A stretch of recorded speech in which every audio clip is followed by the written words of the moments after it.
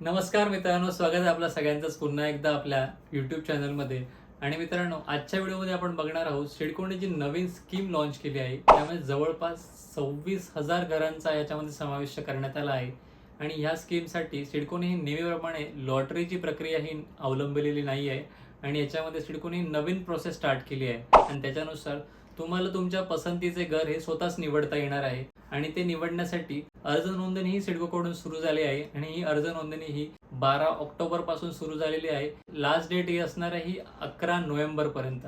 आणि 12 नोव्हेंबर पासून तुम्हाला तुमच्या पसंतीचे घर हे निवडण्याचे ऑप्शन ही अवेलेबल झालेलं दिसणार आहे. आणि 11 नोव्हेंबर पर्यंत तुम्ही या प्रोसेससाठी अप्लाय करू शकतात. आणि मित्रांनो, ह्या योजनेसाठी सिडकोला भरभरून हा प्रतिसाद मिळत आहे. जवळपास 2 दिवसांमध्ये 30,000 पेक्षा अधिक ऍप्लिकेशन हे सिडकोकडे आले आहेत. आणि मित्रांनो, त्यामुळेच आजच्या व्हिडिओने आपण या योजनेबाबत सर्व माहिती बघणार आहोत. सिडकोने ऑफिशियल बुकलेटमध्ये कोणती माहिती दिली आहे, त्याचबरोबर सिडकोच्या ऑफिशियल वेबसाईटवरती कोणती माहिती दिसते, आणि या ऑफिशियल वेबसाईटला व्हिजिट करून आपण कशा प्रकारे या योजनेसाठी अप्लाय करू शकतो, या सर्वच गोष्टींची माहिती आपण डिटेलमध्ये बघणार आहोत. आणि याचबरोबर या स्कीममध्ये नक्की कोणत्या कोणत्या लोकेशनचा समावेश केलेला आहे, म्हणजेच नक्की घरही कुठे असणार आहेत, त्यांचा कार्पेट एरिया किती असणार आहे, ते नक्की कोणत्या इन्कम ग्रुपसाठी असतील, ते 1 BHK असतील की 2 BHK असतील, अशा सर्वच प्रश्नांची उत्तरं आपण या आजच्या व्हिडिओमध्ये बघणार आहोत. आणि याचबरोबर या स्कीमशी निगडीत आपण अशा प्रकारची बरीच माहिती ही या व्हिडिओमध्ये आपण बघणार आहोत. तर मित्रांनो, चला मग सुरू करूया आजचा व्हिडिओ आणि पाहूया ही सर्व माहिती. तर मित्रांनो, सुरुवातीला आपण बघूया सिडकोकडून जे ऑफिशियल या स्कीमसाठी बुकलेट जे जाहीर झाले आहे, त्या बुकलेटमध्ये नक्की कोणती कोणती माहिती आपल्याला दिलेली दिसत आहे,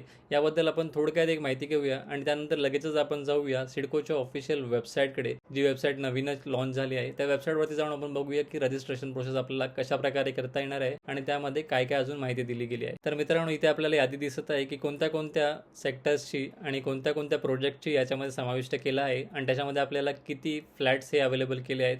तर तुम्ही बघू शकता की तळोजा सेक्टर 28-29 मध्ये हे जवळपास 2,185 आणि 7,509. आणि त्यांचं जर आपण कार्पेट एरिया बघितला तर 322 स्क्वेअर फीटचा अप्रॉक्स हा कार्पेट एरिया असणार आहे. आणि हे दोन्हीही EWS कॅटेगरीसाठी असणार आहेत. आणि जर आपण बघितलं खारघर बस डेप, तर याच्यामध्ये सुद्धा दोन्हीही EWS साठी आहेत. सेम कार्पेट एरिया 322 स्क्वेअर फीटचा कार्पेट एरिया आहे. आणि जर आपण याच्यामध्ये यांची फ्लॅट्स बघितले, फ्लॅटचं काउंट तर 1,700 आणि 288 म्हणजे 288 हे आपल्याला काउंट इकडे आपल्याला खारकोपरमध्ये दिसत आहे. आणि खारकोपर A आणि B बद्दल आपण ऑलरेडी आपल्या चॅनलवरती व्हिडिओ अपलोड केला आहे की तिकडचं काम हे पूर्णपणे खूप आधीच कंप्लीट झाले आहे. तुम्ही नक्कीच आपल्या चॅनलवरती तो व्हिडिओ बघू शकतात. त्यामध्ये तुम्हाला खारकोपर A आणि B याच्या बिल्डिंगचं काम हे कशा प्रकारे झालं आहे ते तुम्हाला बघता येईल. आणि तुम्ही बघू शकतात की या दोन्ही सेक्टरमध्ये 322 स्क्वेअर फीटचा कार्पेट एरिया असणार आहे. आणि यांचे फ्लॅट जे आहेत हे 288 फ्लॅट्स अवेलेबल असणार आहेत. आणि त्याच्यानंतर आपण बघितलं तर कळंबोली बस डेपो आहे, तिकडे पण सेम कार्पेट एरिया असणार आहे. आणि जे फ्लॅटची संख्या आहे 1,360 आहे. आणि सेम बामणडोंगरीमध्येही आहे. बामणडोंगरी नोडविषयी आपण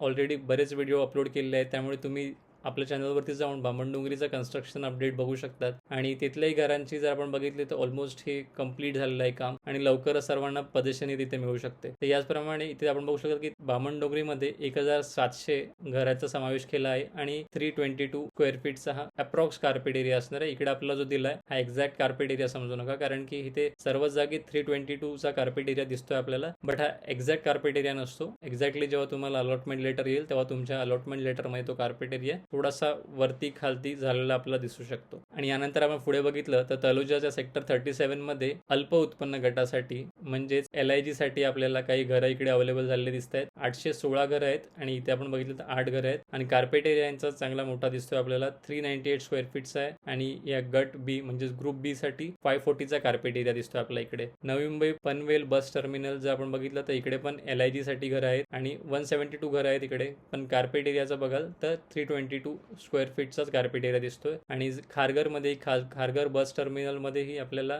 LIG साठी आहेत. कार्पेट एरिया हा सेम असणार आहे, 322 स्क्वेअर फीट आणि 340 घरं अवेलेबल झालेली दिसत आहेत. सेम मानसरोवर रेल्वे स्टेशन जवळ सुद्धा अल्प उत्पन्न गटासाठीच घरं आहेत ही, म्हणजेच LIG साठी 322 स्क्वेअर फीटचा कार्पेट एरिया आपल्याला दिसतोय इथे आणि 840 घरंही अवेलेबल आहेत. खांदेश्वर रेल्वे स्टेशन जवळ सुद्धा सेम कार्पेट एरिया आहे आणि 1,470 अशी घरांची एकूण काउंट टोटल आपल्याला इकडे दिसतोय. आणि याचबरोबर खारकोपर पर मध्ये सुद्धा आपल्याला LIG साठी आपल्याला घरं दिसत आहेत आणि त्याच्यामध्ये सुद्धा स्क्वेअर फीट जो कार्पेट एरिया बघितला तर 322 स्क्वेअर फीटचा आहे आणि घरांची संख्या जर आपण बघितली तर 2113 पर्यंत आपल्याला घरांची संख्या इकडे अवेलेबल झालेली दिसते. आणि यानंतर आपण बघितलं तर वाशी ट्रक टर्मिनलसाठी घरं अवेलेबल आहेत. आपण वाशी ट्रक टर्मिनलच्या ही कन्स्ट्रक्शन अपडेट बद्दल एक व्हिडिओ बनवला आहे, तर तुम्ही तोही आपल्या चॅनलवर जाऊन बघू शकतात. आणि याच्यामध्येही 322 कार्पेट एरिया असणार आहे आणि जी टोटल घरांची संख्या असणार आहे ही 3131 ही असणार आहे. खारघर रेल्वे स्टेशनचं जर आपण बघितलं तर 450 स्क्वेअर फीटचा कार्पेट एरिया असणार आहे आणि याचबरोबर 1803 घरही आपल्याला अवेलेबल झालेली दिसत आहे. आणि मित्रांनो, याचबरोबर जर आपण एक वेगळा टेबल बघितला तर या टेबलमध्ये आपल्याला ही घरांची पोझिशनची डेट ही आपल्याला दिसते आणि याच्यामध्ये आपल्याला महारेरा क्रमांक दिसतोय. तर तुम्हाला ज्या प्रोजेक्टमध्ये इंटरेस्ट असेल त्याचा महारेरा क्रमांक हा महारेराच्या साईटवरती व्हिजिट करून तुम्ही चेक करू शकतात की पोझिशन डेट ही आपल्याला कधीपर्यंत भेटू शकते. आणि ह्या चार्टमध्येही आपल्याला पोझिशन डेट ही दिसते. जसं बघितलं आपण की बामणडोंगरी उल्वेच्या घरांसाठी पोझिशन डेट असणार आहे 30 जून 2025. तसंच खारकोपरची घरं ही पूर्णपणे रेडी आहेत. तर तुम्ही आपल्या अपलोड केलेल्या व्हिडिओमध्ये जाऊन बघू शकतात की तो घर आणि ती प्रोजेक्ट हा पूर्णपणे कंप्लीट झाला आहे. आणि जे खारघर बस डेपोचा आपण बघितलं तर जवळपास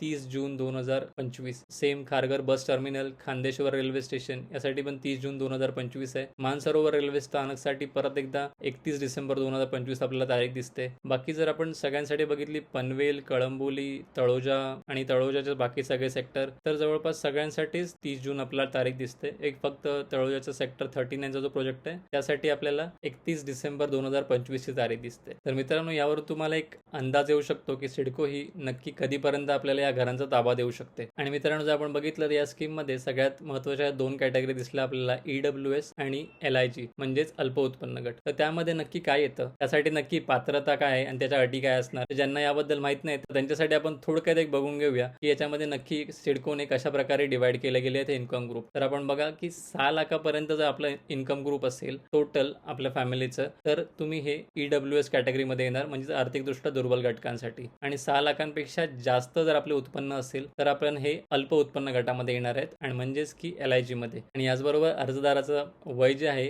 हे 18 वर्ष असणं गरजेचं आहे. आणि सर्वात महत्त्वाचं म्हणजे त्याचं महाराष्ट्र राज्यामध्ये 15 वर्षाहून अधिक काळ त्याचं वास्तव्य असणं गरजेचं आहे आणि त्यासाठी आपल्याला डोमिसाईल सर्टिफिकेट मॅन्डेटरी आहे. तर हे झालं आपल्या EWS आणि अल्प उत्पन्न गटाचे कॅटेगरीज बद्दल. आणि याचमध्ये जर आपल्याला अजून जाणून घ्यायचं असेल की नक्की हे उत्पन्न गट काउंट कसं होतं आणि आपला जो 6 लाखाचा जो आपण ब्रॅकेट ठेवतो आहोत तो नक्की कशा प्रकारे आहे, तर तुम्ही बघू शकतात की याच्यामध्ये जेव्हा तुम्ही उत्पन्नाचा पुरावा म्हणून जेव्हा ITR सबमिट कराल तेव्हा तुम्हाला नक्की याच्यामध्ये उत्पन्न काउंट कसे करायचे, त्यामध्ये काय काय नक्की तुम्हाला कन्सिडर करायचे. तर तुम्हाला हे मूलभूत वेतन, त्याच्यामध्ये तुमचा महागाई भत्ता म्हणजे DA, CA किंवा बाकी जे तुमचे सर्व टाईपचे भत्ते म्हणजेच अलाउन्सेस जे असतात ते तुम्हाला काउंट करायचे आहेत. फक्त जे वैद्यकीय, धुलाई, शिक्षण, प्रवास, कॅन्टीन किंवा HRA जे आहेत हे अलाउन्सेस जे आहेत हे अलाउन्सेस आपल्याला फक्त काउंट नाही करायचे. बाकी सगळे तुम्हाला स्पेशल अलाउन्स असेल, तुमचा बोनस असेल, तुमचं ओव्हरटाईम असेल, या सर्व गोष्टी आपल्याला आपल्या इन्कम मध्ये काउंट करायचं आहे आणि त्याच्यानुसार आपल्याला आपल्या कौटुंबाचं हे 6 लाखाचं उत्पन्न आहे की 6 लाखाच्या वरचं आहे त्यानुसार आपल्याला LIG आणि EWS कॅटेगरीमध्ये आपल्याला फॉर्म भरता येईल. आणि मित्रांनो, याचनंतर सर्वात इम्पॉर्टंट म्हणजे ही जी आपल्याला निवड करण्याचा जो ऑप्शन असणार आहे त्याचा विंडो हा 15 दिवसांसाठी ओपन असेल आणि त्यानुसार आपल्याला एकूण 15 पसंती आपण निवडू शकतो. आणि ते कशा प्रकारे असणार, तर हे अर्जदार जे असणार ऍप्लिकेशन यांना 3 फेऱ्यांमध्ये आपण त्याच्यामध्ये भाग घेऊ शकतो आणि प्रत्येक फेरीमध्ये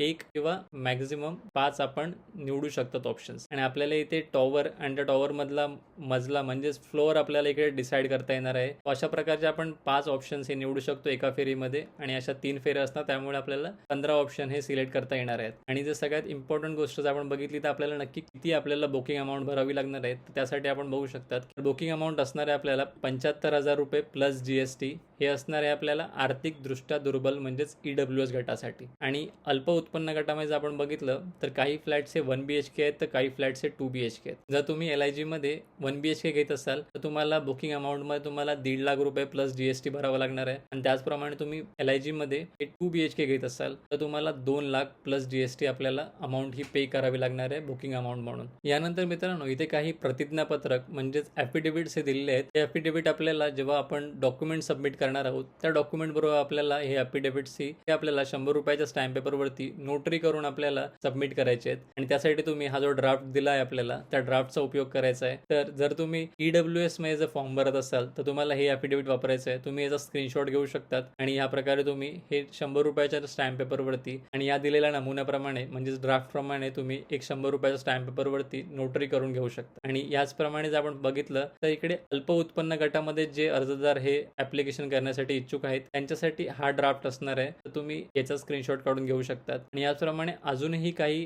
अशाच प्रकारचे ड्राफ्ट्स अवेलेबल आहेत. तर तुम्ही महाराष्ट्र राज्य सरकारचे अधिकारी असाल तर तुम्हाला अशा प्रकारचा एक तुम्हाला फॉर्म भरून द्यावा लागणार आहे. आणि जर तुम्ही महाराष्ट्र क्षेत्रात तुम्ही पत्रकार आहात जसं की रिझर्व्ह कॅटेगरीज आहे बऱ्याच याच्यामध्ये तुम्ही पत्रकारांसाठी हा नमुना असणार आहे. आणि याचप्रमाणे तर तुम्ही धार्मिक अल्पसंख्याक श्रेणीमध्ये येत असाल तर तुम्हाला हा ड्राफ्ट तुम्हाला यूज करायचा आहे. आणि सेम अविवाहित किंवा एकल अर्जदारांसाठी अशा प्रकारचा हा ड्राफ्ट अवेलेबल असणार आहे. आणि त्याच्यामध्ये तुम्ही ह्या ड्राफ्टवरती सेम तुम्हाला 100 रुपयाच्या स्टॅम्प पेपरवरती नोटरी करून तुम्हाला एक PDF बनवून तुम्हाला हे फॉर्म भरताना अपलोड करावं लागणार आहे. तर तुम्ही नक्कीच हे सर्व जे ड्राफ्ट्स मी आता तुम्हाला दाखवले यातले तुमच्या जे रिलेटेबल ड्राफ्ट्स असणार आहेत नक्की तुम्ही त्याच ड्राफ्टचा उपयोग करून आपलं लवकरात लवकर हे डॉक्युमेंट्स रेडी करून ठेवा जेणेकरून तुम्हाला फॉर्म भरताना याच्यामध्ये कोणत्याही प्रकारचा अडथळा येणार नाही. आणि मित्रांनो आपण आता आला आहोत सिडकोच्या ऑफिशियल वेबसाईटवरती आणि सिडकोने या स्कीमसाठी ही नवीन वेबसाईट लॉन्च केली आहे. आणि तुम्ही बघू शकतात की ह्याच्या वेबसाईटचं जे नाव आहे ते sidcohomes.com असं आहे. त्याच्यामुळे सिडकोच्या आधीच्या ज्या लॉटरी होत्या त्या वेगळ्या वेबसाईटवरती येत होत्या आणि आता ही नवीन ही पूर्ण स्कीम असल्यामुळे यासाठी एक नवीन वेबसाईट जाहीर केली आहे.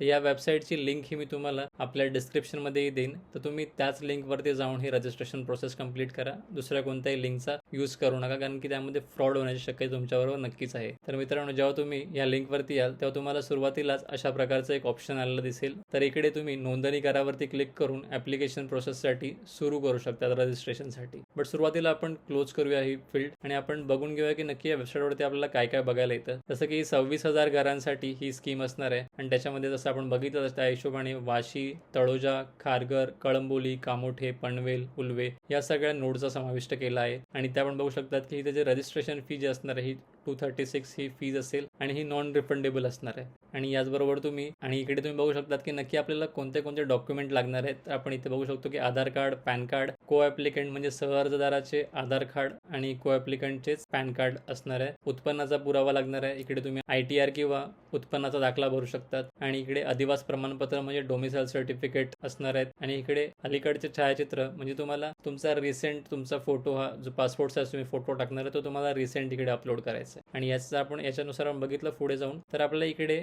डिटेलमध्ये बघता येईल की नक्की कोणत्या स्टेशन जवळ आपल्याला किती घरं अवेलेबल असणार आहेत आणि याचा 2 BHK असणार आहेत की 1 BHK. तर आपण इथे बघू शकतात खारघर रेल्वे स्टेशन जवळ जो सेक्टर A मध्ये जो हा प्रोजेक्ट आहे तर इकडे 2 BHK अवेलेबल असणार आहेत. 540 स्क्वेअर फीटचा हा कार्पेट एरिया इकडे असणार आहे आणि जवळपास 1803 ह्या आपल्याला फ्लॅट्स अवेलेबल झालेले दिसत आहेत. खारघर बस डेपोच्या इकडे जर आपण बघितलं तर 1 BHK फ्लॅट्स असणार आहेत. सेम 322 स्क्वेअर फीटचा कार्पेट एरिया असणार आहे. सेम आपण जर खारघर बस टर्मिनलचं बघितलं तर इथेही 1 BHK फ्लॅट्स आहेत.